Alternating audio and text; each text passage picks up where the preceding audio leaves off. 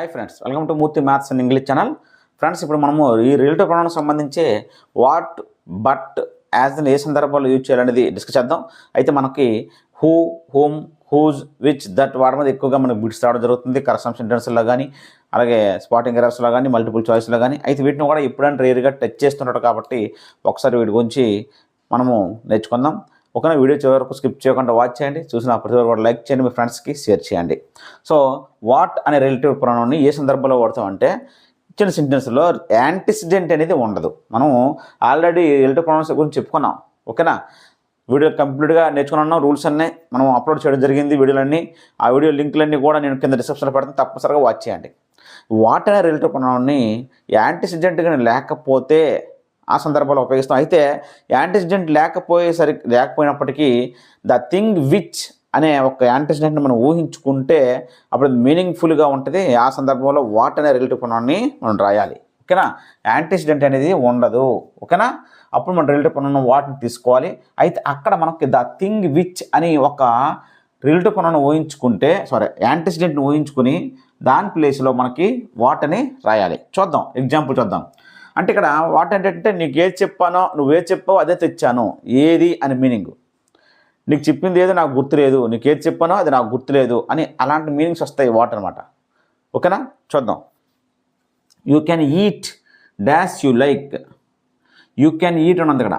You subject, ఇది verb, ఇదంతా verb. కానీ ఇక్కడ యాంటిసిడెంట్ ముందు ఏం లేదు, నౌన్ ఆర్ ప్రొనౌన్. ఓకేనా, అయితే లేకపోయినప్పటికి కూడా దీని పక్కన ఒకసారి చూడండి. You can eat the thing which, the thing అని ఊహించుకోండి. You can eat the thing అనుకుంటే ఏమొస్తుంది? థింగ్ తర్వాత విచ్ కదా, విచ్ యూ లైక్. సో యాక్చువల్గా యూ కెన్ ఈట్ తర్వాత ఇక్కడ మనకి ఎటువంటి యాంటిసిడెంట్ లేదు. దాని పక్కన ద థింగ్ విచ్ అని ఊహించుకోండి. You can eat the thing which అంటే దాని పక్కన సంథింగ్ ఏదో ఒకటి ఉన్నట్టు, ఏదో ఒకటి సంథింగ్ అని ఉన్నట్టు యాంటిసిడెంట్ ఊహించుకుంటే అప్పుడు దాని ప్లేస్లో మనము వాట్ రాయాలన్నమాట. సో ద థింగ్ విచ్ అని ఊహించుకుంటుంది. You can eat the thing which you like. ఓకేనా, అంటే ద థింగ్ అంటే ఏదో తెలియదు మనకి. అప్పుడు ద థింగ్ విచ్ రెండింటికి బదులుగా మనం ఏం తీసుకోవాలి? వాట్ తీసుకోవాలి. ఓకేనా, you can eat what you like.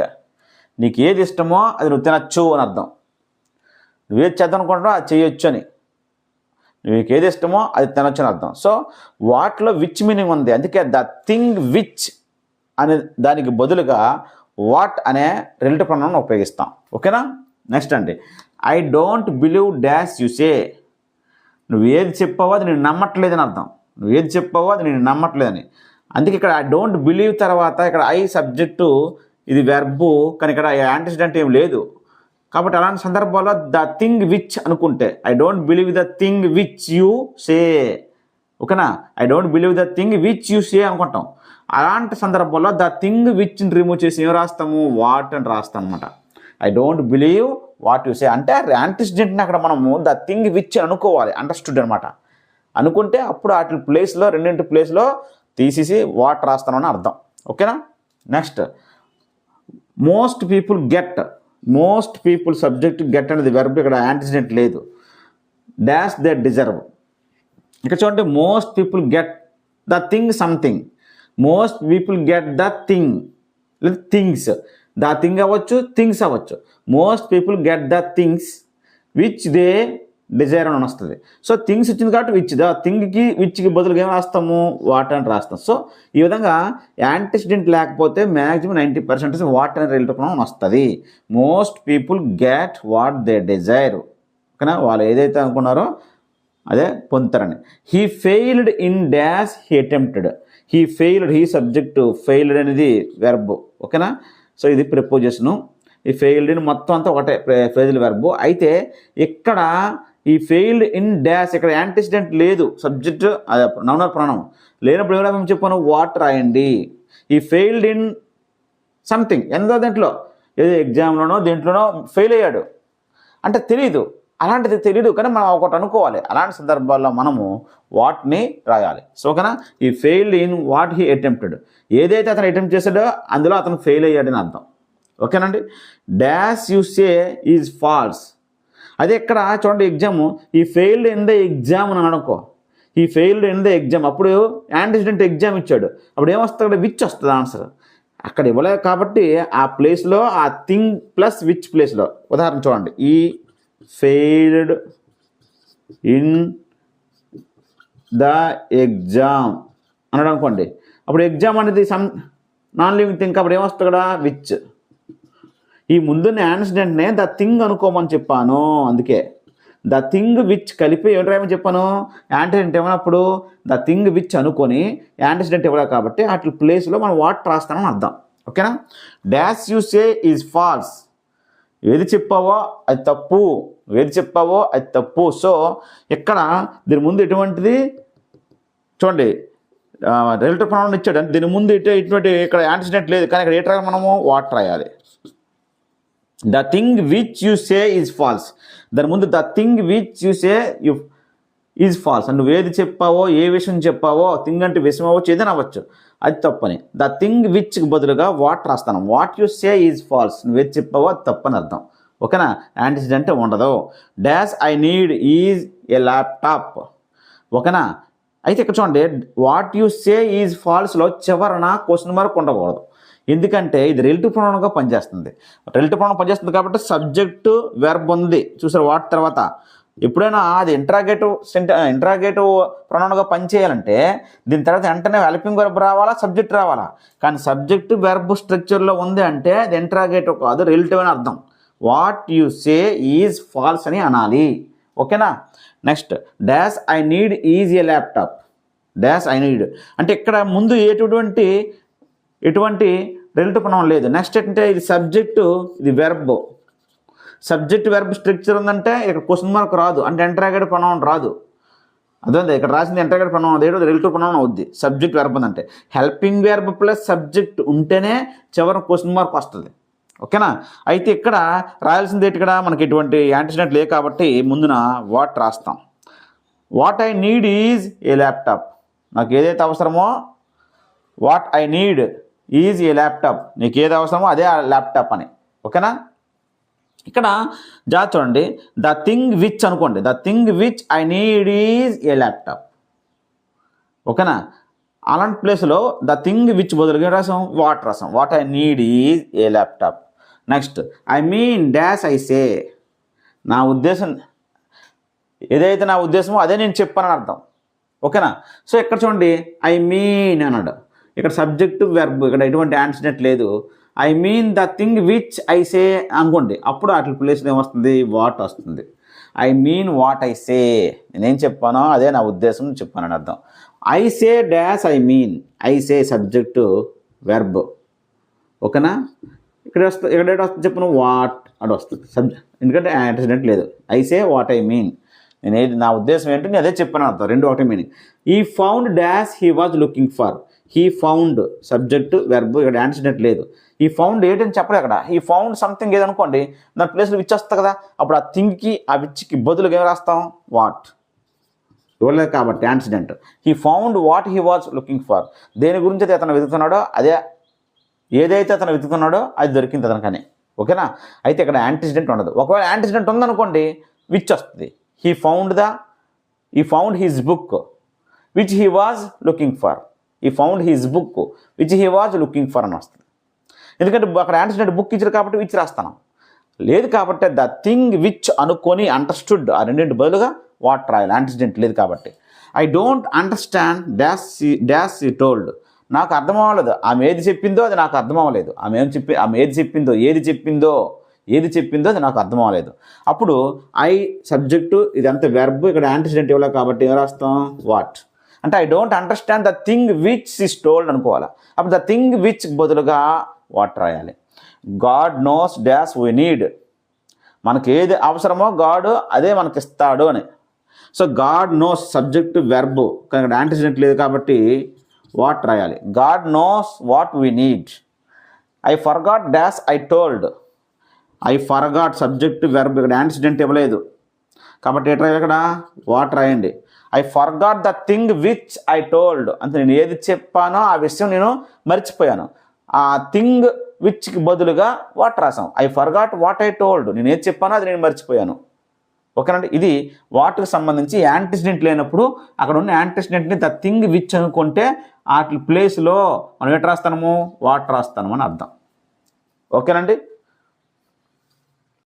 Next చూడండి ఫ్రెండ్స్, ఇప్పుడు బట్ని రిలేటివ్ ప్రొనౌన్గా ఏ సందర్భంలో ఉపయోగిస్తాము. సో దీనికి యాంటిసిడెంట్ ఉంటుంది.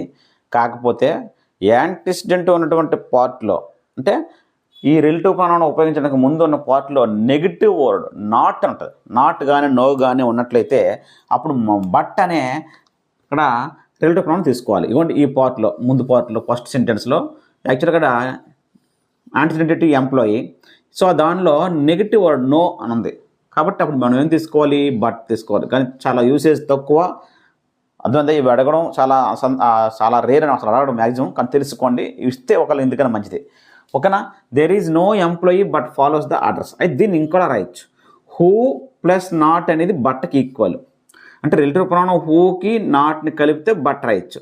విచ్ నాట్ని రిమూవ్ చేసి బట్ రాయొచ్చు. దీన్ని రాసిన చూడండి, దేర్ ఈజ్ నో ఎంప్లాయీ రాసి ఎంప్లాయీ అంటే పర్సన్ కాబట్టి హూ రాసి మనకి ఇక్కడ చూడండి ఫాలోస్ ఉంది వెర్బ్. అంటే వెర్బ్ 1కి ఎస్ఆర్ ఉంది. సో నెగిటివ్ ఎలా రాస్తుంది, దీనికి హూకి నాట్ రాయాలి కదా, నెగిటివ్ రాస్తుంది. వెర్బ్ 1కి ఎస్ఆర్ వేసిస్తే తీసుకోవాలి, డస్ తీసుకోవాలి, నాట్ తీసుకోవాలి, దీనికి V1 రాయాలి, డస్ నాట్ ఫాలో అని రాయాలి. వెర్బ్ 1కి ఎస్ఆర్ వేసి అయితే డస్ నాట్ ప్లస్ V1. అది వెర్బ్ 1 ఇక్కడ ఇస్తే దానికి నెగిటివ్ ఏమవుతుంది, do not plus V1 the orders. So చూడండి, there is no employee who does not follow the orders. ఓకేనా. ఇక్కడ చూడండి హూకి ఈ నెగిటివ్కి కలిపి ఈ రెండింటి బదులుగా ఏం తీసుకుంటాం, బట్ తీసుకుంటాం. ఓకేనా. అందుకే there is no employee but follows the orders. డస్కి బదులుగా ఇక్కడ V1కి ఎస్ఆర్ చేసి పెడతాం కాబట్టి ఫాలోస్ వస్తుంది. ఓకేనా. There is no employee but follows the orders అన్నా, there is no employee who does not follow the orders అన్నా ఒకటే. ఈ విధంగా ఈ రిలేటివ్ ప్రొనౌన్కి ముందున్నటువంటి సెంటెన్స్లో ఈ క్లాజ్లో చివరిని యాంటిసిడెంట్ ఉంటుంది, మరి ఒక నెగిటివ్ వర్డ్ ఉంటుంది. అప్పుడు బట్ అనే రిలేటివ్ ప్రొనౌన్ ఉపయోగిస్తాము. ఉపయోగించడం చాలా రేర్ అనమాట. దీని మీద అడగడం. ఓకేనా. There is none dash will go with me. చూడండి ఇదే మనకి యాంటిసిడెంట్, అందులోనే నెగిటివ్ మీనింగ్ ఉంది కాబట్టి ఇక్కడ ఏం తీసుకుంటాం, బట్ తీసుకుంటాం. There is none that will go with me. ఇక్కడ చూడండి నన్ అంటే పర్సన్ వస్తుంది. ఓకేనా. అప్పుడు దీన్ని ఎలా రాస్తాము, దేర్ ఈజ్ నన్ హూ. ఎందుకంటే వెర్బ్తో స్టార్ట్ అయింది కాబట్టి ఏం తీసుకుంటాం, హూయే కదా పర్సన్ అయితే. హూ తీసుకొని ఇక్కడ విల్ గో అంటే దీనికి నెగిటివ్ ఏమవుద్ది, విల్ నాట్ గో విత్ మీ. ఓకేనా. సో హూకి నాట్కి కలిపి మనం ఏం తీసుకున్నాం, అక్కడ బట్ తీసుకున్నాం. సో బట్ అంటే హూ ప్లస్ నాట్ అని మీనింగు. ఓకేనా. అంటే బట్ అనేది హూతో వచ్చిన మీనింగ్ వస్తుందని ఇక్కడ రిలేటివ్ ప్రొనౌన్. అదే ఎవరైతే అని మీనింగ్. అలాగే ఓకేనా. There is no rose dash has some thorns. ఇక్కడ చూడండి రోజ్ అనేది యాంటిసిడెంట్, కానీ ఇక్కడ నో అని నెగిటివ్ ఉంటుంది కాబట్టి ఏం రాస్తాము, బట్ రాస్తాము. దీని ఎలా రాస్తాం అంటే చూడండి, దేర్ ఈజ్ నో రోజ్. ఇక్కడ రోజ్ అనేది థింక్ కాబట్టి నాన్ లివింగ్ థింక్ కాబట్టి ఏం రాస్తాం అండి, విచ్ రాస్తాం. ఏం రాస్తాం, విచ్. నెక్స్ట్ బట్ తీయాలి అంటే ఇక్కడ నెగిటివ్ ఉండాలి, ఇందులోని విచ్ ప్లస్ నాట్ రాయాలా. విచ్తో పాటు ఇక్కడ నాట్ ఉండాలి, హూతో పాటు నాట్ ఉండాలి. ఓకేనా. అయితే ఇక్కడ దీనికి నాట్ ఏమవుద్ది, హ్యాజ్ నాట్ అని వస్తుంది. హ్యాజ్కి has not, which has not some thorns. ఓకేనా. ఇప్పుడు ఈ విచ్కి నాట్ని కలిపి ఏం తీస్తున్నాము, బట్ రాస్తాను అనమాట. ఈ విధంగా which plus not, who plus నాట్కి ఈక్వల్గా బట్ అనే రిలేటివ్ ప్రొనౌన్ రాస్తాము. సో బట్ అంటే ఎక్కడ మీనింగ్ అంటే విచ్తో ఏ మీనింగ్ వస్తుందో హూతో ఏ మీనింగ్ వస్తుంది కాబట్టి నెగిటివ్ యాడ్ అవుద్ది అనమాట. సో ఈ విధంగా ఈ రిలేటివ్ ప్రొనౌన్కు ముందున్న సెంటెన్స్లో నెగిటివ్ వర్డ్ నాట్ కానీ నో కానీ అన్న కానీ ఉన్నట్లయితే మనం ఇక్కడ బట్ అనే రిలేటివ్ ప్రొనౌన్ రాయాలి. అది సింపుల్ లాజిక్. ఓకేనా ఫ్రెండ్స్. ఇప్పుడు చూడండి, యాజ్ని రిలేటివ్ ప్రొనౌన్గా ఏ సందర్భంలో ఉపయోగిస్తాం. యాజ్ని మనం కంజక్షన్ కూడా ఉపయోగిస్తాం. ఇక్కడ రిలేటివ్ ప్రొనౌన్గా ఇప్పుడు ఉపయోగిస్తాం, ఇప్పుడు డిస్కస్ చేద్దాం. అలాగే బట్ని మనం రిలేటివ్ ప్రొనౌన్గా ఉపయోగించడం ముందు నేర్చుకున్నాం కదా. బట్ని కంజక్షన్గా ఉపయోగిస్తాము, ప్రిపోజిషన్ కూడా ఉపయోగిస్తాం. ఓకేనా. కానీ రిలేటివ్ ప్రొనౌన్ సంబంధించి ఆ సందర్భం బట్టి మీకు ఇందాక చెప్పాను. అంటే యాంటిసిడెంట్ ముందున్న లైన్లో, అంటే యాంటిసిడెంట్కి ముందున్న సెంటెన్స్లో యాంటిసిడెంట్ ఉంటుంది కానీ నెగిటివ్ కూడా ఉంటుంది. ఓకేనా. బట్కి ఇప్పుడు యాజ్ గురించి చూద్దాం. యాజ్కి ఏంటంటే ఫస్ట్ రూల్ ఏంటంటే యాజ్ సంబంధించి ఇక్కడ సేమ్ అంటే యాంటిసిడెంట్ ప్లేస్లో ద సేమ్ అని ఉంటుంది. అంటే యాజ్ అంటే అలాగే అదే విధంగా మీనింగ్. సో యాంటిజెంట్ ప్లేస్లో ద సేమ్ ఉండాలి. ద సేమ్ పక్కన నౌన్ ఉండకూడదు. నా సేమ్ పక్కన నౌన్ ఉంటే చూడండి ద సేమ్ గర్ల్ అని, అప్పుడు దట్ అనే రిలేటివ్ ప్రొనౌన్ వస్తుంది. మనం ఆల్రెడీ చెప్పుకోండి దట్ యొక్క రూల్స్లో the same plus noun, the same man, the same boy, the same book అని వచ్చిందంటే దట్ రాయాలి. కానీ ఇక్కడ ద సేమ్ మాత్రం ఉంటుంది. Do the same dash I do, ఇక అప్పుడు ఏం రాయాలి యాజ్, అంటే నేను ఎలా చేశానో నువ్వు అలాగా చేయని, అలాగే అదే విధంగా మీనింగ్ వస్తుంది. So do the same as I do, ఇక్కడ ద సేమ్ అని మాత్రం ఉండాలి, నౌన్ ఉండకూడదు. అప్పుడు యాజ్ అనే రిలేటివ్ ప్రొనౌన్ వస్తుంది. ఓకేనా. My answer is the same. చూసారు ఇక్కడ యాంటిసిడెంట్ ద సేమ్ ఉంది, అప్పుడు ఎవరు వస్తుంది ఇక్కడ as yours. My answer is the same as yours అనాల, అంటే మీలాగే నా ఆన్సర్ కూడా ఉందని అర్థం. నెక్స్ట్ అండి this is not the same dash that, ఇక్కడ ద సేమ్ ఉంది కాబట్టి యాజ్ అనే రిలేటివ్ ప్రొనౌన్ రాయండి. This is not the same as that. So ఇటువంటి సెంటెన్స్ ఇచ్చినప్పుడు యాజ్ అనేది రిలేటివ్ ప్రొనౌన్గా పనిచేస్తుంది అని అర్థం. Next such a man dash he should be honoured. Such వచ్చినప్పుడు కూడా ముందు ఉన్నటువంటి అంటే ఈ స్టార్టింగ్ సెంటెన్స్లో ఇక్కడ యాంటిసిడెంట్ ఉంటుంది, ఇక్కడ సచ్తో ఉంటుంది. సచ్ ఏ మ్యాన్ అని సచ్తో ఉంటుంది, అప్పుడు ఇక్కడ ఏమొస్తుందంటే యాజ్ వస్తుంది. ఏమొస్తుందంటే as. Such a man as he should be honoured. ఓకేనా. Such a man as a should be honoured. Next is not such a clever boy. ఇక్కడ చూడండి సచ్ ఉంది, ఇక్కడ యాంటిసిడెంట్ ఉంది నౌన్. సచ్ తర్వాత ఒక నౌన్ వస్తుంది, సచ్ ఏ క్లవర్ బాయ్. ఇలాంటి సందర్భాల్లో మనకి యాజ్ అనే రిలేటివ్ ప్రొనౌన్ వస్తుంది. He is not such a clever boy as you are. ఓకేనా.